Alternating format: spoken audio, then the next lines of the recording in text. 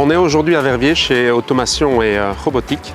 Belle découverte de société qui, je pense, est assez méconnue localement, étant donné qu'elle exporte plus de 90% de ses produits, de ses solutions. C'est rassurant de voir que, quand même, dans notre région, on a des sociétés qui sont capables de se positionner en tant que leader à l'étranger. Les défis que nous a partagé le patron de la société, ils ont quand même à nouveau un petit élément commun avec d'autres. Une difficulté quand même à recruter des profils sortant des écoles. On est sur des métiers qui ne sont pas suffisamment connus malheureusement, pas suffisamment valorisés. L'automation, la technique liée à cette particularité de la robotisation.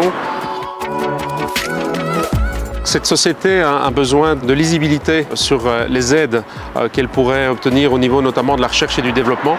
Ils ont une équipe de presque 40 ingénieurs dédiés justement à la recherche et le développement. C'est la clé aussi pour la pérennité de leur entreprise, c'est de rester à la pointe dans leur domaine.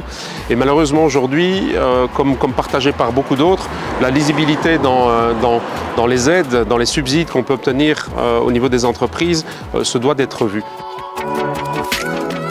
Un autre élément qui a été souligné, c'est le fait d'être parfois un peu seul dans une réflexion stratégique. Donc avoir la possibilité finalement d'élargir la réflexion de son côté pour pouvoir justement mieux identifier les axes dans lesquels l'entreprise devrait peut-être investiguer, ça c'est un élément important.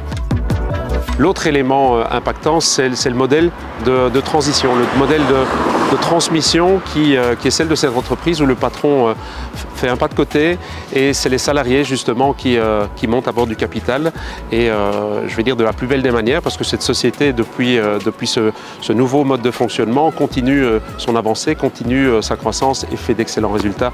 Donc c'est une réussite.